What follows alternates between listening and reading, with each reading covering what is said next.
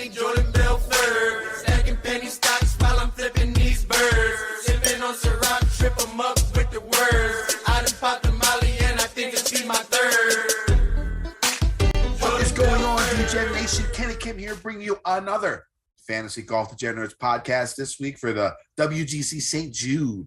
As usual, I am here with my partner in crime, everybody's favorite Canadian, Tyler Tamboline. The United States don't really fuck with you right now.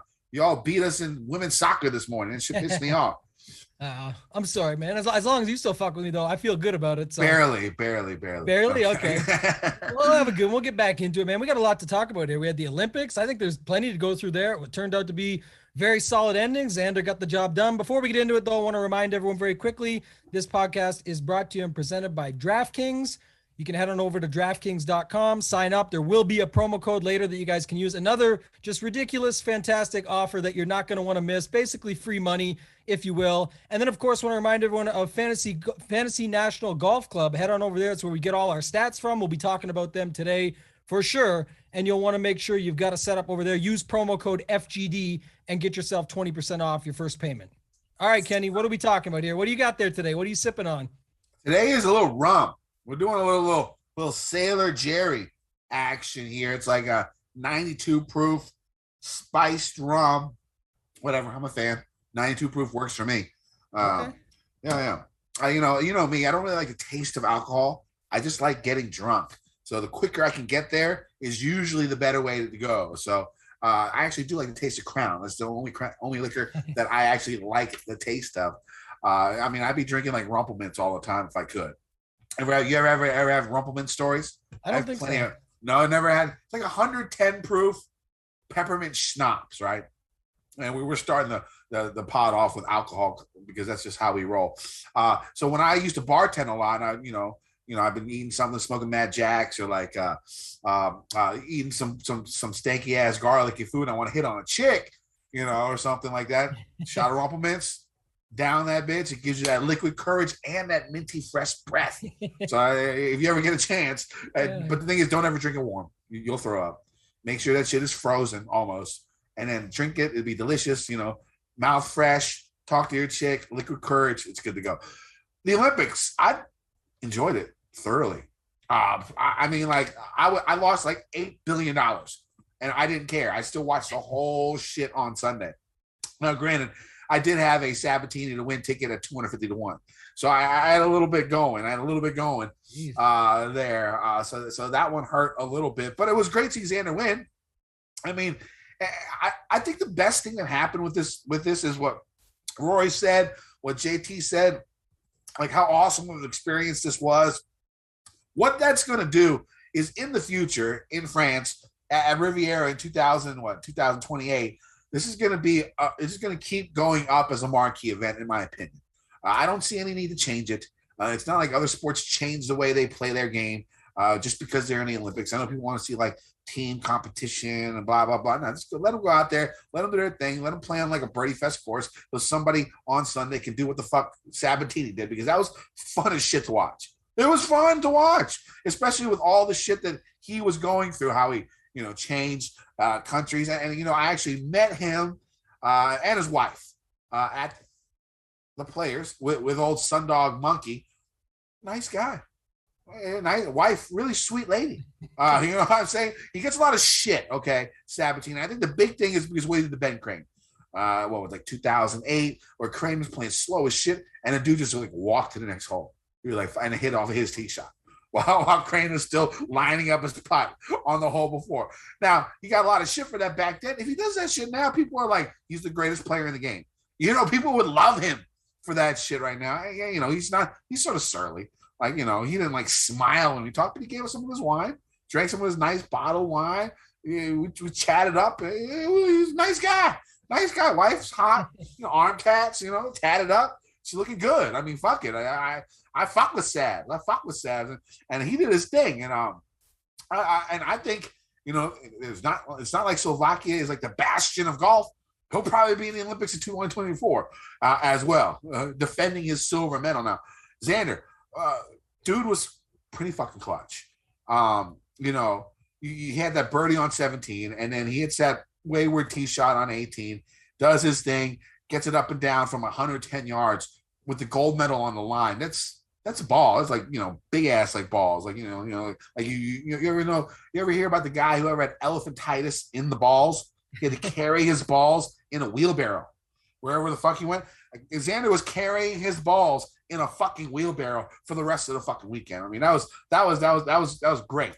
And then Morikawa coming from nowhere, CT Pan going from like last place to first. I mean, it was exciting. There was a lot of cool stuff going on. I thoroughly enjoyed it.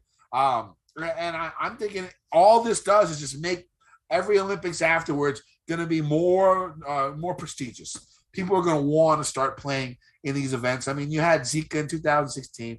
You had COVID now. I don't care when it is. I think it's going to be bigger than, I mean, most of the guys in the top echelon, they're already going to make the playoffs.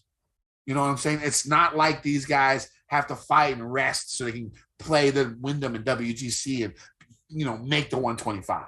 They'll probably skip the first fucking playoff event and skip the Wyndham, skip the playoff, come back, play a WGC and be fine. So I don't see any problems with that. I think it's going to be fun. It was a lot of fun to watch. Yeah, I hope you're right. I mean, for me, it's a little bit different. I don't know. It's just a somber event for me. It doesn't excite me. It's not the best event. The one thing I will say, I mentioned this on Twitter, I absolutely did love the coverage. They showed every fucking shot. Finally, what we've been waiting for many years, every event, every tournament that we watch, all we want to do is see golf shots, and we got it. So that excited me. That was awesome. There was great action down the stretch. Don't get me wrong. You were on me. We were back and forth up middle of the night going through on Twitter in round 4 when that 7-man playoff for the bronze medal, like just wide open going through that, still staying up for it. Mainly for me, it was a Mito Pereira sweat with the 100-1 top 5 each way, which I ended up getting a sliver of with all those guys that tied for 4th, but didn't do much for the week. But in general, I just think one of the things you said there really stood out to me. And I was trying to wrap my head around, what is it? Why is this such a somber event for me? When you think to both the Golf Olympics, you mentioned it, Zika, coronavirus, fans missing in this case, not the best players in the world right now, but it will happen. And I think the other thing that was brought up that I really liked, I forget who said it on Twitter, but this is not something guys grew up getting excited about because it wasn't a thing. They're going up playing for the Ryder Cup. They're playing for the majors. They're playing for all these, getting to Augusta and making that final putt. They weren't making that putt on their green when they're 8 years old, thinking about winning a gold medal for their country. And I think that's a huge factor. And that's what excites me about the future. And then of course the courses you mentioned it, France, and then the Riv. Like my bucket list is to get to an Olympics golf and a Ryder Cup. That's 2 things that I've got on there in the golf world. Obviously Augusta, there's a few others, but I think the Riv in 2028. Shout out Baroff and Joe. Let's get the DFS Open. We can play on a different course and a track, but let's get everyone down there. I know it's a long ways away, but I think that'd be a lot of fun, Kenny. What are your other thoughts here on this? That'll be fun. President's Cup 2024 in Montreal. That's something that we need to go to. That's something we need to go to. 1,000% we're going to that. Yes. I already talked to Pat about a fantasy golf degenerates and Mayo and Jeff outing to Cabot Links next year. If you haven't seen Pat's pod with Tim about Cabot Links, go check that out. That course looks amazing. That course, and you guys live right by it, right? I'm actually, yes, I'm in the process of moving back. Yeah. I will be living right very close to Pat and very close to that course. A nice 4-man show right before we head off, and we can live tweet and live video the whole fucking trip, except for the debauchery that your wives can't see. I don't have wives. So everyone can see my shit. About it. I don't give a fuck, but the shit that your wives can't see, we'll keep that on the wraps, because usually that's what happens when people go out with me and their wives hate me. I have none of my friends, their wives, literally every single one of them hate my ass. They're like, who you going with, Kenny? Like, fuck, really? I wonder why. God damn it. No, you gotta be home by 10 o'clock. No, you gotta be home by, that's usually what the wives say. But anyways, yeah, I think it's going to be good for golf. I have no problem with the way it is. I mean, people wanted like a harder course. Fuck a harder course. It's going to leave. Then like even more people can't win. You know what I'm saying? I want to see as many people as possible have a chance. I want to see somebody like CT Pan come from last place to get a fucking medal. That shit was amazing. That's what I want to see in the Olympics. I don't want to see major hard shit like we see in the majors and the players and some other courts. We see that all the time. Let me see as many fucking birdies as possible with these guys.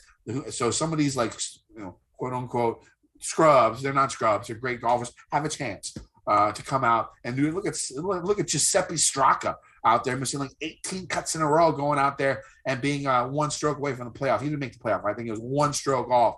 I mean, that's the type of shit that I want to see, and it gives people chances to go out there, and it gives other countries the opportunity to watch their players have a shot at goal. I mean, look at Taiwan, man. They got to be hyped. You know what I'm saying? I mean, for CT Pan doing this thing, you know. So I thoroughly enjoyed it. I don't mind the way it is. Keep it the way it is. A nice, easy course. Lots of birdies. Do your thing. I was good with the format too. I should say that a lot of people talked about the format and it needs to change. That was the least of my worries. I think you made a couple good points there. Like I said, things that will make it better in the future, just for every fan. Obviously, I'm an intense golf fan. I want to watch no matter what. I know all these guys, every single person in the field, I know something about. So that keeps me involved. But I think, like you said, missing some of those big names, different factors, it's all going to get better.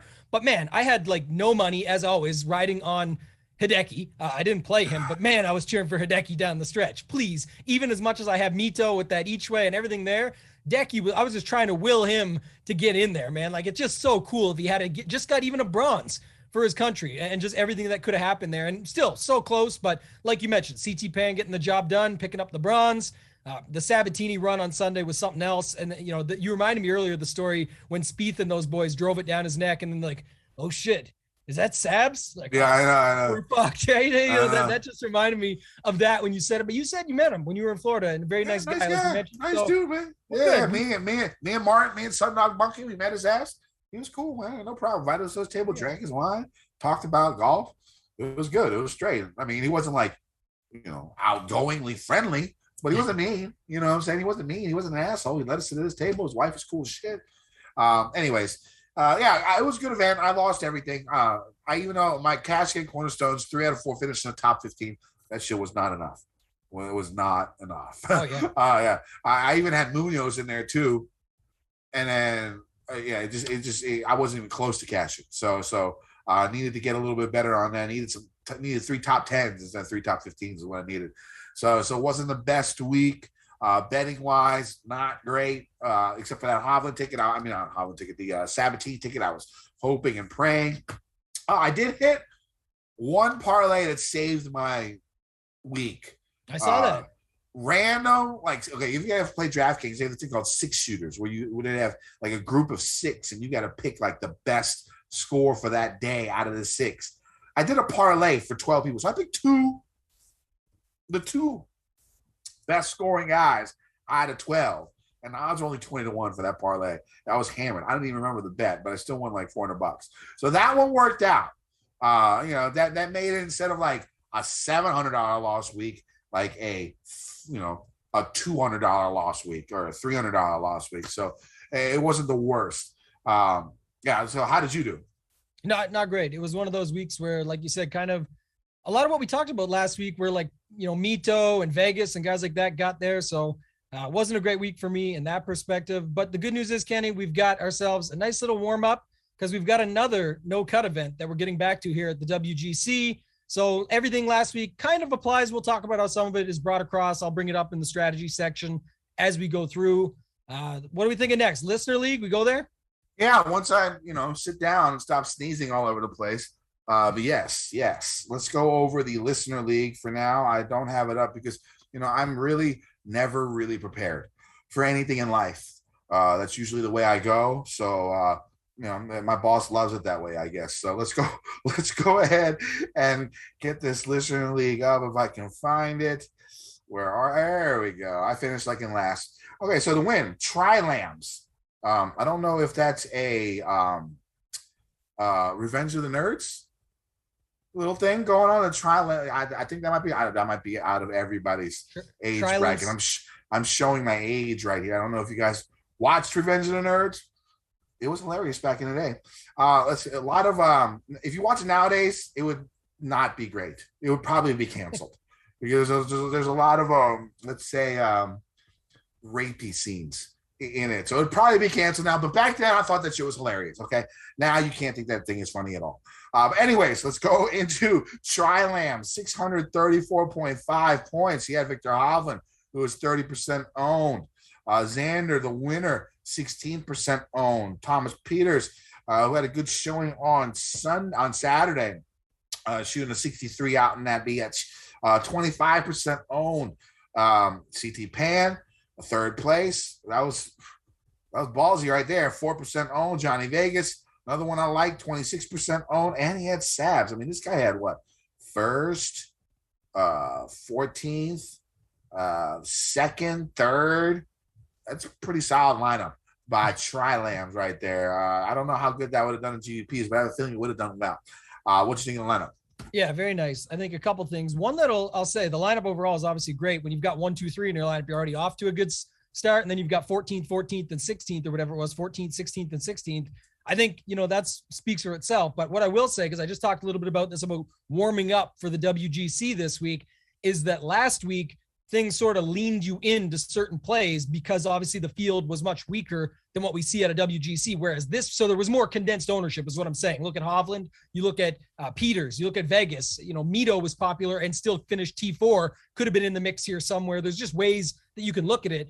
This week will be a little bit different because we'll go through the ranges later, but we'll see that it is a lot more, there will be a lot more separation where you can kind of just play the guys you like and not worry so much about, is this guy 15 and this guy's 14? Who cares? Play whichever one you want. Overall solid build, spaced it out, even with having Vegas, Peters, and Hovland. You mentioned having Pan and Sabatini as the low-owned guys down at the bottom, and then getting just the nut outcome from them finishing second and third obviously makes your day as far as the lineup's concerned. Already added Tri-Lambs into the Tournament of Champions. We'll see them there. They'll be in the 3-man this week. The last thing, Kenny, though, was this one.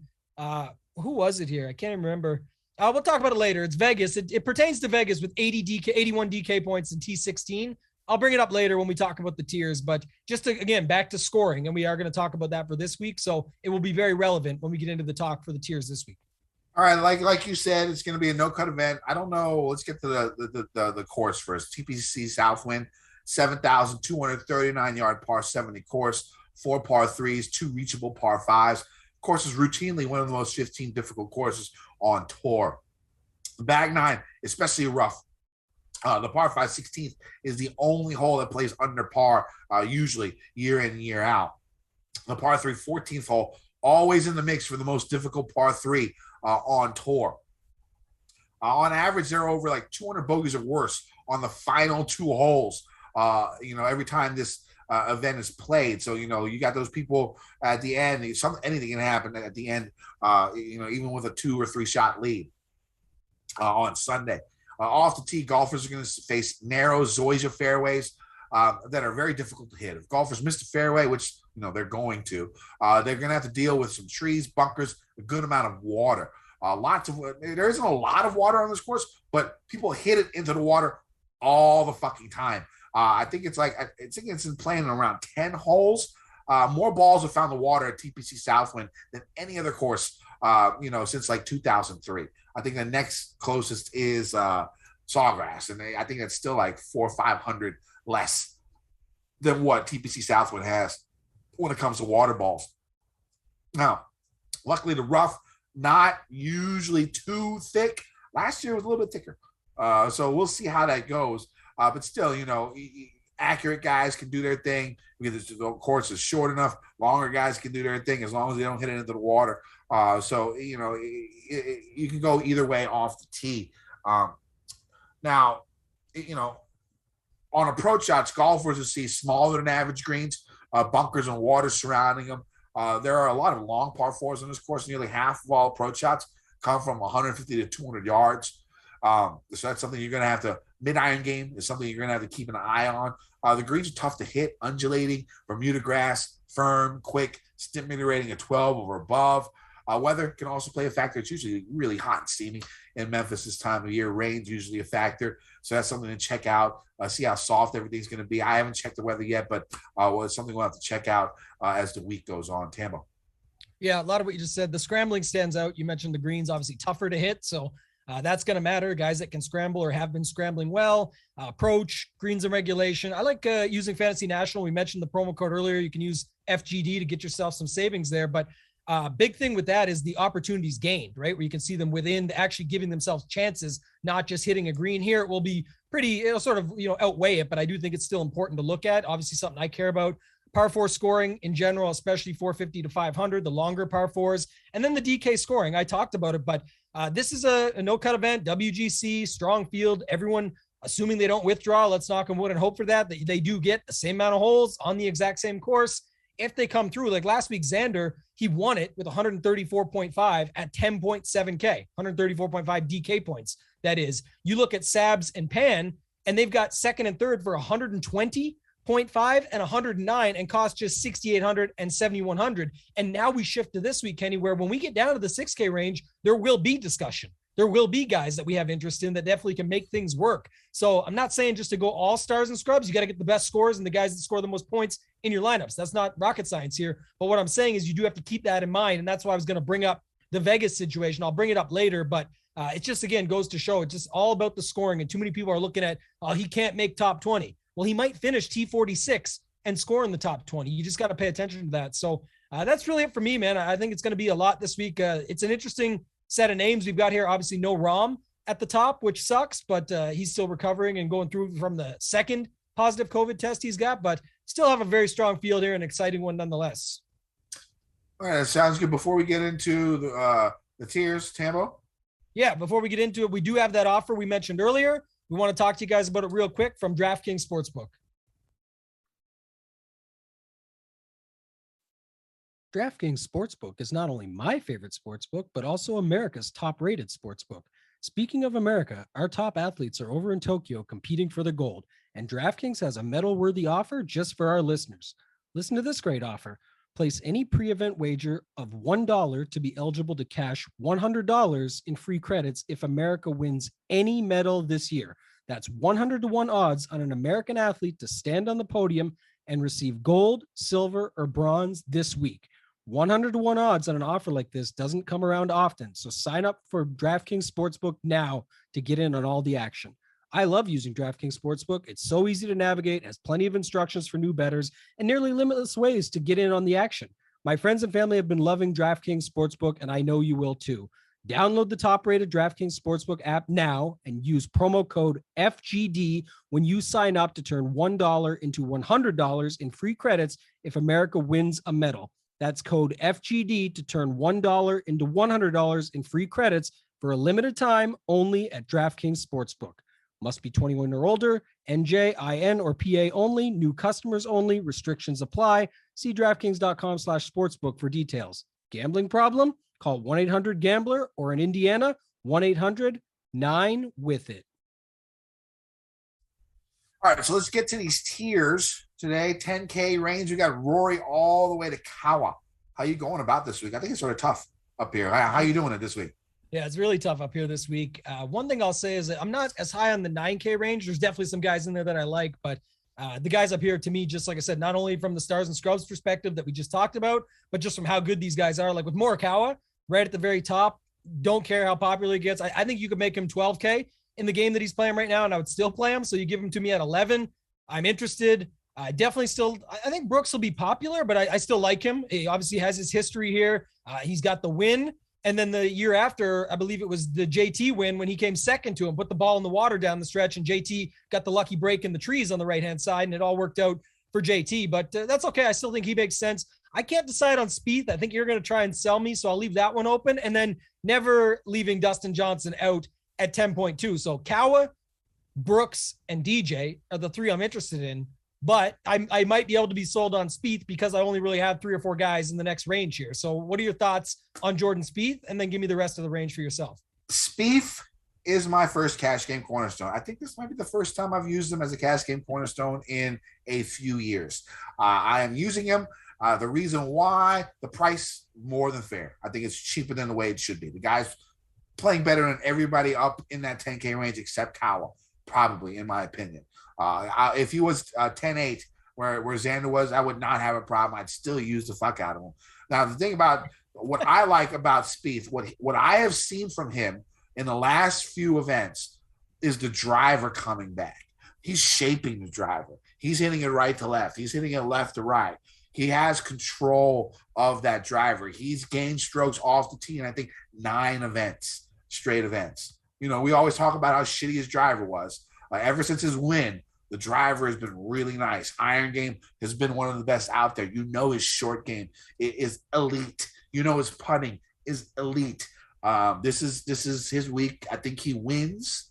I'm betting him at plus at 16.5 to 1. I love that number. I would bet him at 12-1 this week, which I am also betting on Koepka. Koepka is my second. I like Koepka a lot.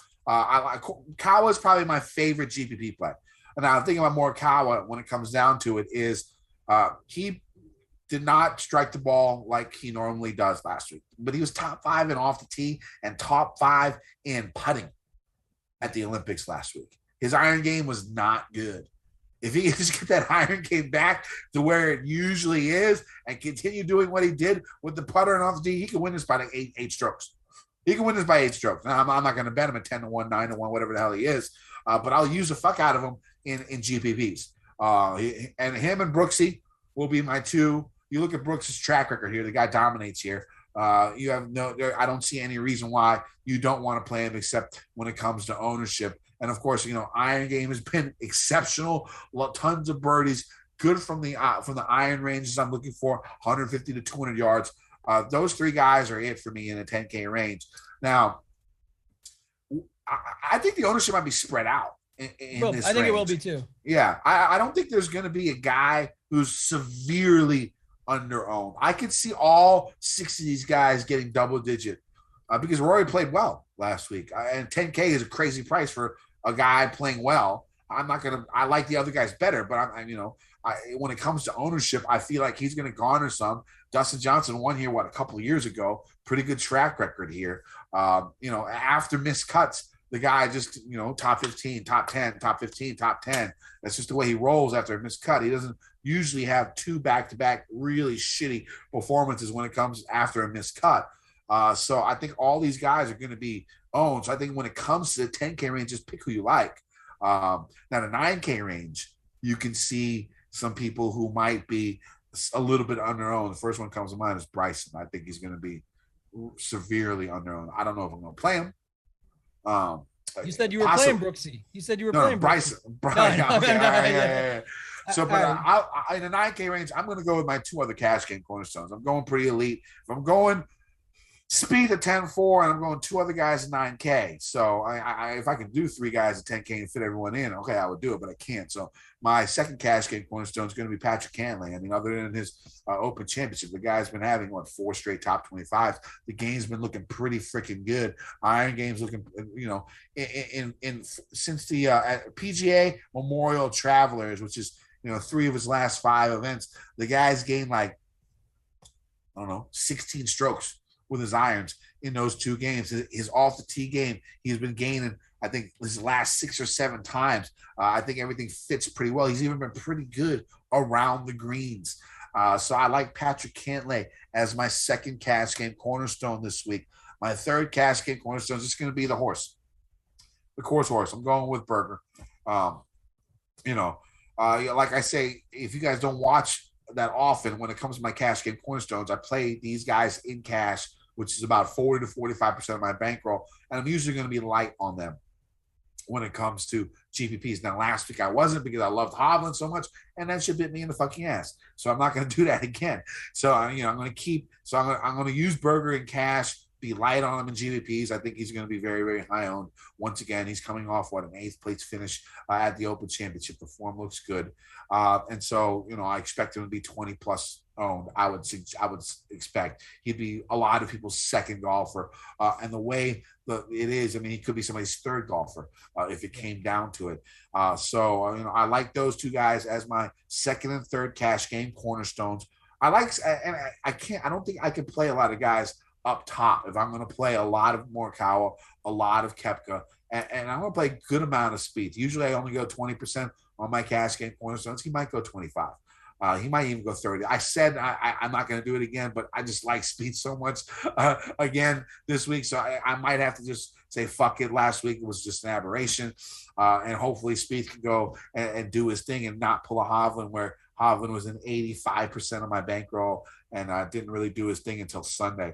I expect Speed to be in contention, and I expect him to win this week. I'm going to go ahead and, Tim Andercutt's lay down a fucking marker.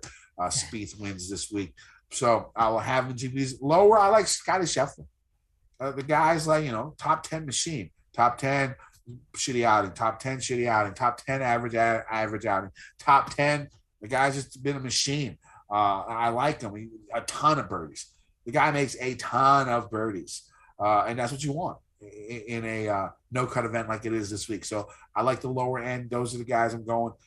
Personally, I can't go up top very much just because of what I'm doing in the 10K range.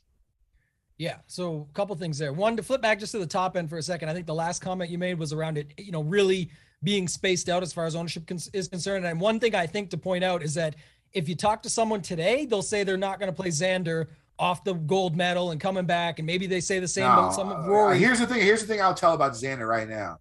This win, you've seen it happen with other guys recently. Harris English comes to mind. Couple of wins after, and the game's just been great, after that win. Stuart Sink, couple of wins. Who else was it? There was somebody else that I was thinking of when it comes down. Webb, when he did his thing, when he won the Players a couple of years ago. Game has just been up. Kokrak, no wins in a long time. Game has just been up. Xander's going to be in that situation again. I fully expect this Olympic gold medal to give him the confidence he needs to get wins that we didn't think he was going to get. Now, it makes it a very, very hard fade for me right now. And I don't think players out there are the way DFS players think, 2-3 years ago. They don't think like that no more. I do not expect Xander to be low owned. My point was going to be. I expect people to be on him. Yeah, Xander is if you talk to people today, Monday, early in the week, people are, I don't know, and I like Morikawa, and I like Brooks, and I like all these guys, so he'll seemingly be low, but as the week goes on, everyone's going to go to that sentiment, and that will just help space it out across the board. So again, to your point, if you like Xander, play him. If you like Kawa, play him. I will say this right now, Xander will win before the season's over. He'll win again. He'll win again before, maybe it's a tour championship, but I think Xander will win again in the next 5 to 6 weeks. The confidence he gets, he got that W, that shot on 18. I mean, do you know how I know from 110 yards out, the average distance from 110 yards out for a tour pro is still like 15 feet. Yeah. 16 feet. Dude put it to 5 when the pressure was fucking on. The pressure, exactly. And got that fucking gold. He's going to win again very soon. It can easily happen this week. He is my most nerve-wracking fade as of Monday. Shit, by Wednesday I'm not playing.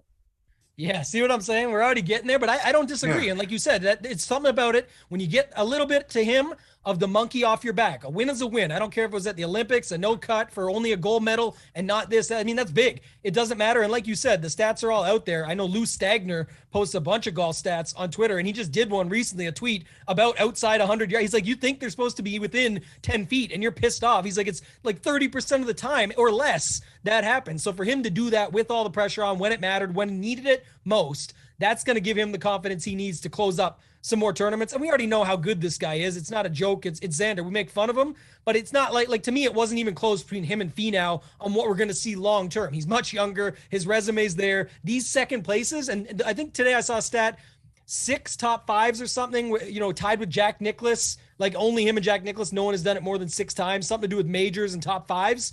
And in the period of time, it's just incredible what he's been doing. So good to see him get that medal. I just wanted to bring that up. I do think that's an interesting spot there. When it comes to Spieth, just a final thought on that because you brought it up. And I don't know if you sold me enough. I feel like you're buying the top on him, but I could be wrong. I just, you said the price is fair. He has been playing lights out. I just don't know how much I love him. Like 7 top 10s in his last 10 events or some crazy shit like that in a win. He's certainly back and he's playing great golf. The guy is playing better than anyone else up there except Kawa. And if you watch his drive, if you watch him off the tee, he has improved so much in the last 2-3 months. Yeah. And every other part of his game is elite except his driving. Speaking of guys that have elite game and they're missing a piece, Justin Thomas, $9,900, cannot make a fucking putt for his life. But at $9,900, the last time he was $9,900. Didn't he win last year? Didn't he win here last year? Correct. Right? Yeah. I mean, it's so hard. This top range is tough. I mean, JT can go out and do his thing, but God, he's playing like a fucking asshole right now. Yeah. But the thing about it is he can turn it on, I'm sure. I think it's a little bit in his head, right now. So we'll see if he can get out of it. I mean, he won the Players. It wasn't that long ago. So Yeah. So and by the way, he was $9,900 like he is here at the Players when he was just an auto play and he shipped it. And that's what I'm saying. So I just think in a 4-day no cut event, it's Justin Thomas. He's 9,900. I think it's an easy play for me. Hovland, I know, like you say, he didn't show up, but the guy, that's the whole point. So he didn't show up all week. He does the classic Sunday Hovland, shows up, shoots a 64, and he's there. Well, if he doesn't withdraw, again, knock on wood, but if he doesn't withdraw, we are going to get to see Hovland this week on Sunday. So we are going to see a 63 or a 64 or something ridiculous because that's just what he does. So what if he shows up in rounds 1 through 3? So I certainly still like him. Here's the thing about this 9K and up range. It's going to be, look, you can pick and choose any one of these guys, and no one's going to tell you it's a dumb pick. You just have to go in and pick your guys because you're not going to be able to play all of them. You don't want to be too thin, when it comes to all these guys. So you pick your, like I said, I usually play 6 to 7 guys. I make 60 to 70 lineups a week. Tampa, you make what, 150, right? Right. Right. And so we're a little bit different when it comes to that. So I can only play 6 to 7 guys above 9K and still have leverage above the field when it comes to ownership. Except for my cash game cornerstones. Now, luckily, 3 of my cash game cornerstones are in the 9K and up range. So maybe I'm able to up it a little bit, but it's tough making these decisions. So you just got to stand firm with your decisions. Don't try and tinker too much when it comes to Wednesday night because this is the supreme tinkerable type Wednesday night when it comes to this field. When the field's this strong and the pricing is soft, it's like you said, it's so easy to decide, I'll just go to this guy instead based on one little thing. So I definitely agree with you there. I don't know if Louis got the RV. I was going to say the price seems fair, but I don't. Louis has the RV. I watch. Louis might be one of the lowest. Oh, to go out there and win this shit. I mean, that's how crazy it comes when these WGC events, like the Masters and stuff like that, where everything is so top heavy and it's a limited field. Let's say the BMW when we come down to it for the FedEx Cup playoffs. It's tough. You just gotta make your choices in that range and then feel really bad, like bubble guts in your stomach going into lineup lock on Thursday, because that's really, if you feel comfortable, the shit you spread yourself too thin. Right. So there's that. I was going to say one more thing, but I'll try and give some different stuff. I'm not as high on Bryson or Decky here, but Cantlay, stats are always really good. We know that. We'll see those pop. You go to Fantasy National, his stats are going to pop there, but low-key WGC crusher. If you actually look back, 35th here last year, but his WGC run before that, 12th, 6th, 7th, 6th, and 15th. So for a guy that we know can put it up at any time and get hot and gets 4 full days, he's going to have a bad day, I'm guessing, somewhere in between the 4. Hopefully it's, Thursday, and then he just gets it out of the way and runs the table. But that's what he does. Berger, like you said, it's hard to argue. Makes a lot of sense. 8th at the Open, 7th at the U.S. Open. He only plays these tough fields. His price is a bit up there. And then I'm with you on Scheffler. That's the other guy I really like. You talked about it enough, but 15th here last year, almost like a Brooks Koepka in the sense of sort of a mini big game hunter. Most of those pops, you mentioned how he's this, then he's that. He's 10th and he's missed the cut, 6th, and then a 52nd. For whatever reason, all the upper echelon finishes are in the toughest fields at the toughest strength of fields with the toughest courses. So for me, that would make a little bit of sense with Scheffler there. And if you look to just a tidbit on him, he obviously crushed all the majors, but at the WGCs, 26th, 15th, and 5th in the 3 he's played. So he's got much better each one he's played. So he's actually trending for the win. That's here, something I like Scotty. I'm going to play Scotty. Yeah. Because when it comes down to it, I'm going to play 3 guys in a 10K range. I'm going to play Berger. I'm going to play Cantlay, minimum ownership, and then Scheffler just makes sense. I might have room for one more. We'll see who that one more is on Wednesday. I'll probably write it up in Gub's Corner in my article, so we'll see how that goes. But let's move on to the 8K range. Again, there's some good golfers up in this piece. I guess the number one golfer I'm looking at is Shane Lowry.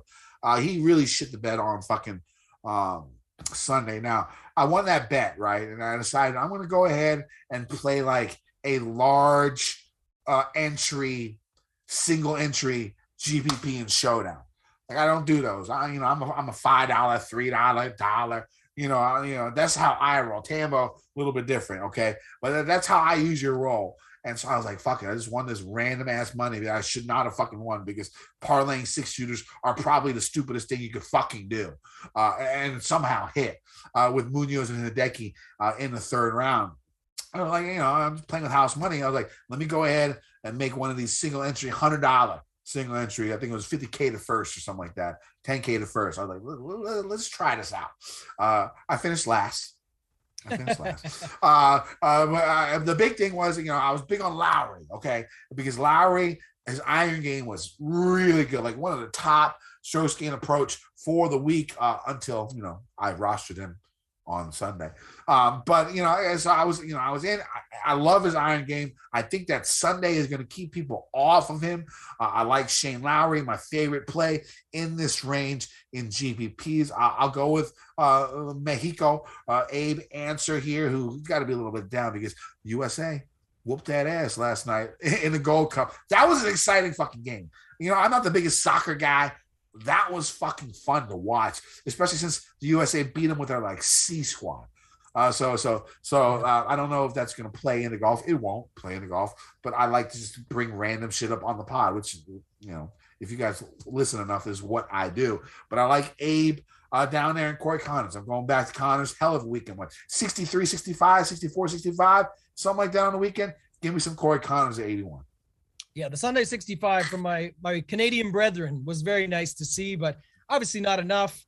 Didn't like their fits at all. I didn't like their kits that they were wearing, but that's okay. It kind of looked bad, but some of the other ones were off as well. Leishman looked like he was in a beach suit over there coming from his side, and same with, I think EPAC called him the Tiger King, Cam Smith. So he's in this range. We could talk about him, but yeah, those guys did not have the best kits either. But just talking about this range, I think at the top, so Matt Fitzpatrick, pops in all the stats categories, 6th and 4th here the last 2 years. Really good on Bermuda grass. I think he makes a lot of sense. But Reed, I want to go back to this for a second because it was just a couple weeks ago when we were high on this guy talking about the Ryder Cup motivation. This guy, I saw today, Feinberg posted out all the places he's played, and now he's coming all the way to Memphis here to get another round in or another set of tournament, but it's a WGC. It's what he does. He's a big event crusher, WGC crusher, still has that Ryder motivation didn't just go away. Here's a travel though.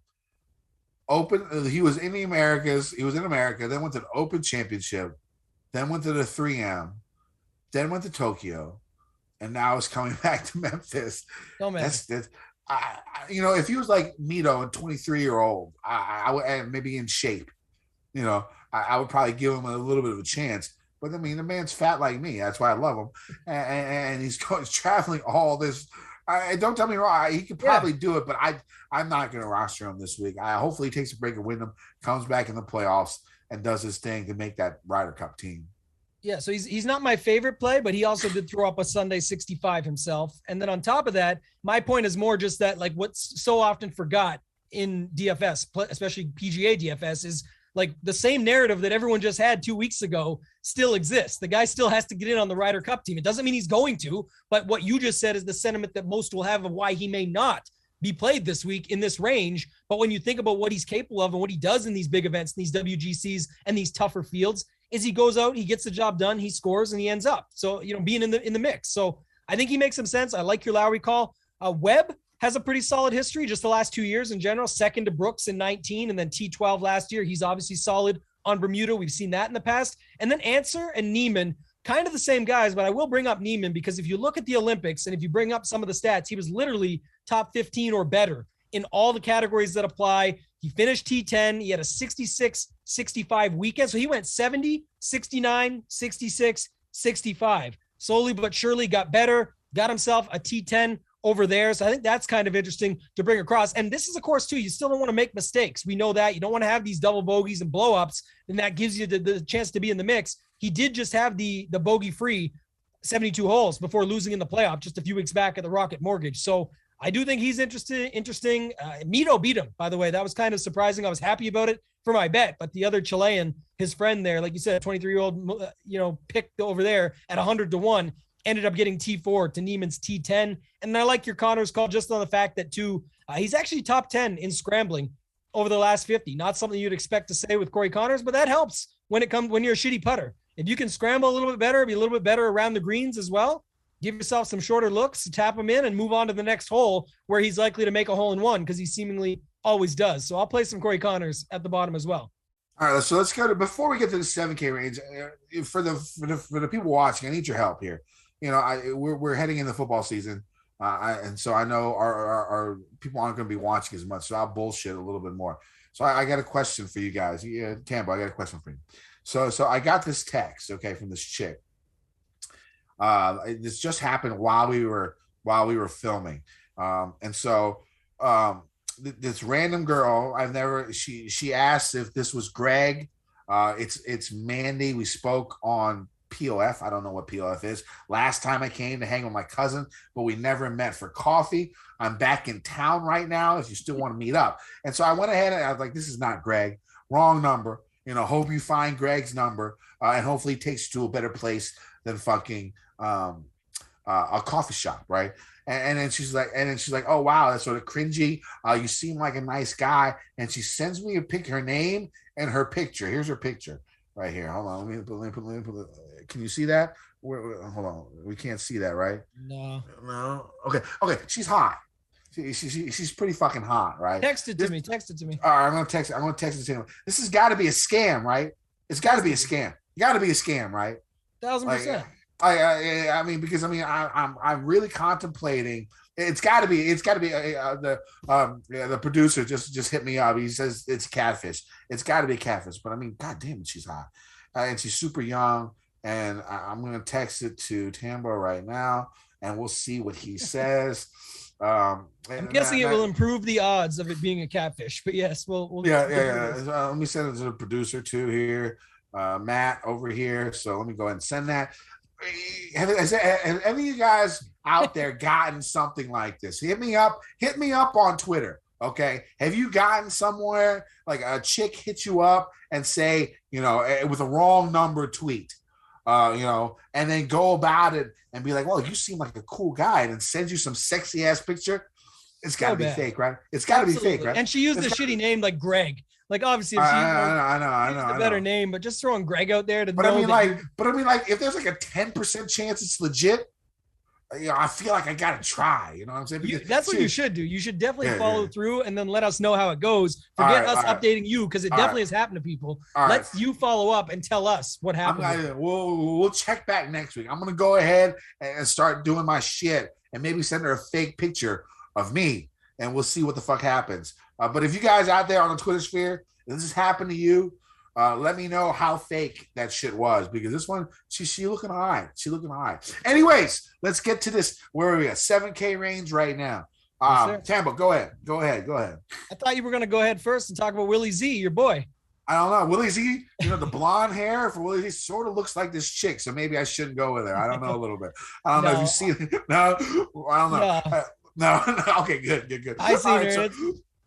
I'll go. Yeah, I'm distracted as fuck right now. So go ahead, Tambo. Go ahead. Willie Z at the top. All I was going to say is the guy is still top 10 in approach. I think he's gone a little bit forgotten. He is 7,900.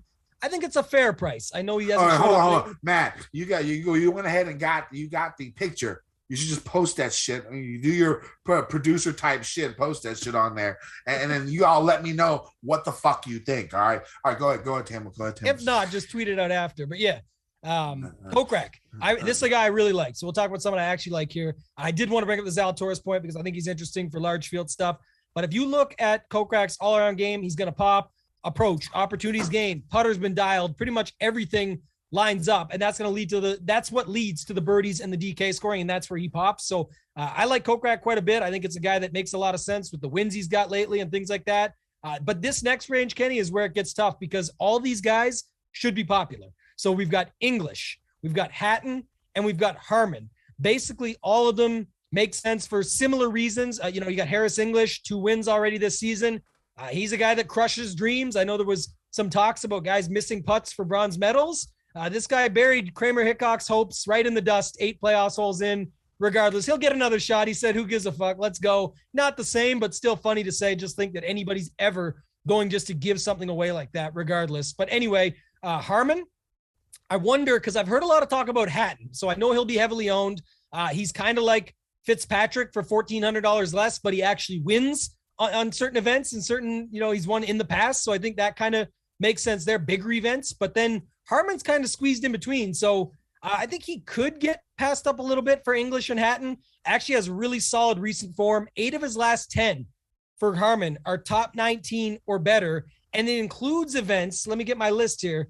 The Open, the US Open, the Masters, the Players, 3rd, 12th, 19th at both those Opens. Like, he's crushing it in strong fields at tough events in full fields. Now we're getting down to a WGC where I definitely think he could score enough. So I think Harman makes sense in here. And then the other guy I got a little love for is at the bottom. I always talk about him here, but the Ho train, Billy Ho, unlikely to pop in any models for you, but you brought up some stuff earlier. You got the girl over there, but in the end, Billy is this time of year, Kenny. We're waiting on Billy to pop. This is his time of year. He's solid on Bermuda, 25th and 9th here the last 2 years. And I don't think anyone plays Billy at 7,100. I think he makes a lot of sense. And we know he can go low. He can avoid the mistakes and do enough to be in the winning lineup. So I think you look at Billy Ho, the last 7 times he's played here, 10th, 6th, 8th, 4th, 51st, 9th, 25th, 7,100. People will play him, but I shouldn't say that. But what I'm saying is when you've got English, Harman, Hatton, Coker, all the guys above, it's tough. And then, like I said, we'll get to the 6K range here. There are going to be playable guys this week. It's not the same as your normal 6K range. So I shouldn't say he won't be played. I just think I don't think he'll be as popular as all the guys in the mid-tier 7K range. And oftentimes just a little shakeup like that, where going away from that mid-tier range that's popular down to the low or the high 7K and getting around it, that's where you can find yourself different in these GPPs. What are your thoughts on the rest of this range? English is my favorite. I like English. A couple of wins this year, good form. The guy's just been playing good golf. He's a former winner at this course. So give me English. I like him a lot in cash. Give me some Willie Z at 7K, in the 7K range. 7K range, Willie Z, I will take that risk. Yeah. Go ahead and do his thing. Let's see how he is health-wise. Because if you remember last time we saw him, the grass at the Open Championship literally broke his skinny ass in half. So we'll have to double check on that shit. Maybe he can gain a little bit of mass, and he needs to get it with Bryson when it comes. Speaking of Bryson, if you haven't listened to the pod with Colt Knost and Sleaze, golf subpar golf. I don't know what the fuck it's called. But they interviewed Bryson's caddy, and that shit was some of the wildest shit I have ever fucking heard in my life. What was the shit that they were talking about? Air density. I don't know what the fuck air density is. And Colt was like, I never heard of that shit in my life. And they are taking that into account on every. Go listen to that pod. It's amazing. What it does show to me is people love Bryson that aren't like on Twitter. Because the fans love him. His caddy still loves him. Supposedly he's a good guy. He just needs to stay the fuck off social media because it makes him look like a douche. You know what I'm saying? That's what it comes down to. Because from what I've read about him, how his interactions are with fans, with other people on tour, the dude is a class guy. But he just is a fucking idiot when it comes to social media. So that's why people hate him. But go check that pod out because it was unbelievable. Other guys I like in this range, Sergio. The guy, there's going to be one day where Sergio makes a putt. One day. The guy has been a ball striking god. The only person, Gellerman might be the only person that's been better than him off the tee, 200-1. At the Barracuda. Is the Barracuda? Is that the Austin? Yep, Barracuda. 200-1, Michael Gellerman.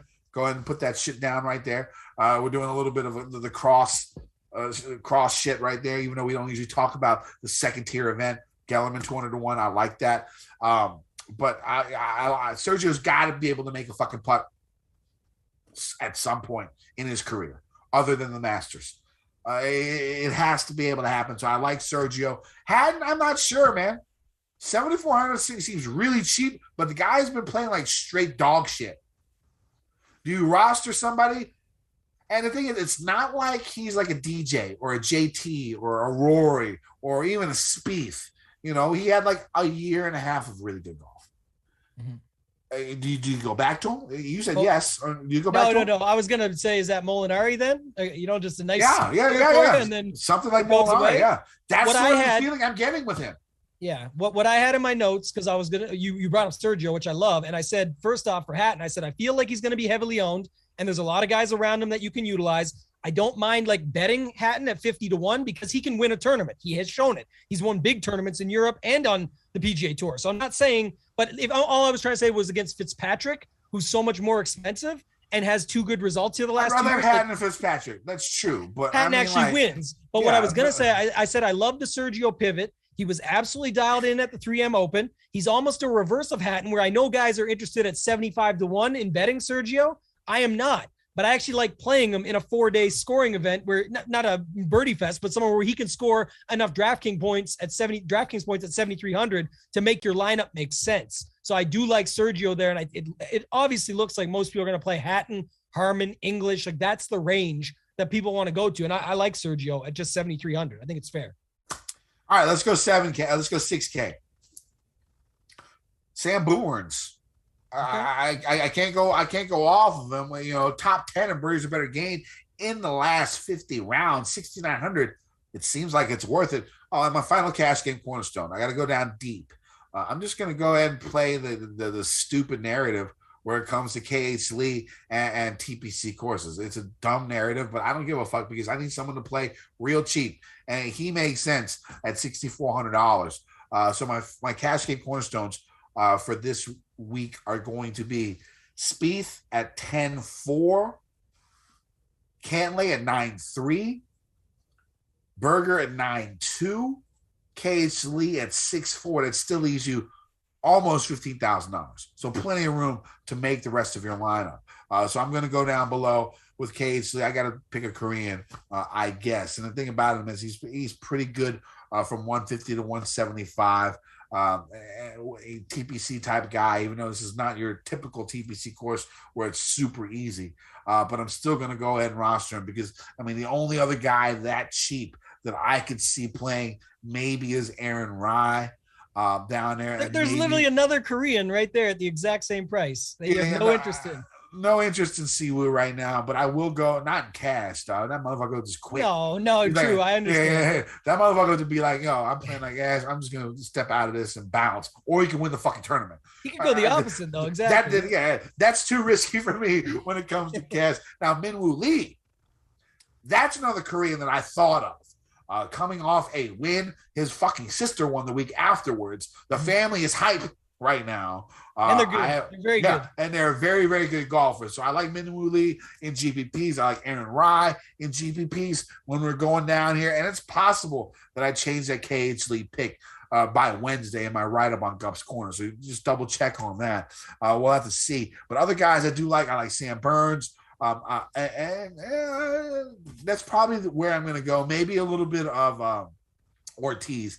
He really shit the bed on Sunday, but goddamn it, he played really well for the first 3 days. Now his thing is a lot of putting, but you know he's a fairly decent putter out there. What about Kisner? You got any interest in Kisner? No. I do have interest in a lot of guys down here though. So a couple you brought up. First one is Ortiz. He's the guy that I was linking to earlier when I talked about it. So guy literally got worse by the day. Finishes T42 and still puts up 80 DK points at like 5% ownership. Vegas was 25% owned right around him there, got better and put up T16 and only had 81 DK points. So if you look back at Ortiz, he's only really played 2 WGCs. They both were WGC Mexico. And I know that's, his background, everything, but 15th and 16th at those two. And if he does anything like that here and scores at 6,700, he's going to be a staple and something that's required. So I think he makes sense. You mentioned Burns. I think he'll be popular, and I get why. You mentioned all those birdies, but you give me 4 rounds of Cam Davis scoring at $6,900 for the damn same price. I'm gonna be playing him. Definitely like rolling him out at 6,900 as well. A couple others we talked about before. I'm surprised you didn't bring them up, but this might be the last one of this bit forever, Kenny. But what does the M in Mickelson stand for? And it's majors and it's money. And the 2 places he shows up, especially money, he'll go to great lengths just to make $1 million on some insider trading and whatnot. But and then he gives it back. He's a charitable guy. But you know that WGC events are his thing. He pops at those, always crushing. Even recent years, a T2 here just last year when JT won it. He won the WGC Mexico. He won a major just recently. The M is super prevalent. And at 6,600, guess what? He's going to make bogeys. It's going to happen. but he's also going to make birdies, and that's what matters. And at that price, makes a lot of sense. And then you stole my dad joke on KH Lee. I was going to say, what rhymes with Lee? T, P, and C. And we're back at it again. I do like that. You mentioned it already, but I actually don't mind the Siwoo Kim play only because he is boom or bust. We talked about that with other guys like Scheffler. We talked about it with guys. We didn't mention Homa. He's a similar type guy. These guys are just boom or bust, but I am going to mix them in throughout my rosters because what if Siwoo just says, fuck it. I know I'm due for military service now. Not likely, he's pretty much Let me stack them chips. Let me stack them fucking chips before I go stack up and go to the military field, and then come back and fucking suck a golf like every other Korean has done at the military service. This shit sucks. Now, Philly Mick. Last 8 appearances at this course. 2nd, 11th, 3rd, 2nd, 9th, 12th, 57th, 2nd. Probably worth it. Probably good. Probably worth it. Now the way my cascade cornerstone could change to him. Right now, it's not because the 2 guys that aren't my cascade cornerstones are pretty much locked. So we'll have to see how that goes when it comes down to it. Maybe it's not. Maybe I have some space. We'll see. But I like Philly Mick as well. All right, bets. Bets this week. I got Koepka 12-1, Spieth 16.5-1, Horschel 110-1, all on DraftKings Sportsbook. Who do you got? Yeah, the Spieth thing is going to be Tringali part 2, which is good for DFS. You're right. He's going to score a bunch, and then it's going to fucking happen, dude. Spieth is going to backfire, but he's going to do enough. Spieth is winning. Spieth is winning. Don't even make your bets. Don't even make the bets. Before I make my bets, let's just go. Text you Let's back? end the show right now. No, we can't end the show just yet. I got more news. Did you get a text back from the girl yet? That's the question. I am not. Hold on. What should I say? Oh, you didn't even text her back? Let me go to my bets, Kenny. Oh, you go to your bets. Before I do my bets, remind everyone, DraftKings Sportsbook, sign up, use the promo code FTV. Okay, hold on. Finish this. This is important. Go ahead. I'm sorry. All good. I got it in. Oh, you got it in? She just asked me if I'm a psycho killer. And I was like, I thought the same with you, bitch. Are you a psycho killer? I don't know. Oh, God. This I don't is know. so bad. Are you like a 400-pound man? Is what I'm worried about personally, but we'll see how it goes. Go ahead. You need some pictures with proof, not just some random pictures. But yeah, but the picture is nice though. Matt, you put the picture out. She needs to hold a picture up, holding up like whatever fingers you say to make sure it's legitimately her. Yeah, I know, right? All right. No, for real, that's a good idea. Hold on. All right, bets. I got Dustin Johnson, 18-1. We talked about him already. Berger, 25-1. Hatton, 50-1 with the top 5 each way. Horschel, 80-1 with the top 5 each way. And then I didn't bet this yet because I don't have the number, but I am going to bet KH Lee top 20. I do like that. And then you mentioned Barracuda. I got Woodland at 33-1. Pretty solid outing at the 3M Open. I bet him at the Barracuda. Woodland is playing the fucking Barracuda? Correct. And 33. It's already dropped since, but shit. Got that first thing this morning. So I do like that. Give me the Gellerman 200-1. I just bet that. Well, you told me about it because I do kind of like that, and he's been doing his thing a little bit here and there, so I don't hate that. He's been the best iron player on tour in the last 16 rounds. I bet it live while we were chatting here, so we're good. We got that covered. All right, one and done. I got no clue what I got left. Kawa, Spieth, Koepka, one of those dudes. You don't got none of those guys left. I'm gonna double check right now. Okay, I was gonna say I have literally nobody left. I'm down to like Harris English, so. I was gonna say if you're out of studs, Webb, Berger, Scheffler, like this would be the spot to play those guys, I think. Okay. Hold on. Let me look at who I got. Oh, I got Cantlay left. He could be one. I like that. I got Reed, Scheffler, Answer, and no Kawa. No Spieth. No Koepka. Usti. Okay. That'd be a good spot to do it, yeah. I might throw a little bit of Usti or Cantlay. Oh, I said Berger too. So it's probably gonna be Berger. It's probably gonna be the Boog when it comes down to it. All right. Anything else this week? I'll let you say where you're at, and then I'll bring up my stuff. All right, you can find me on Twitter at KendoVT. I basically live tweet every final round, so mute me if you don't want to hear it, or follow me.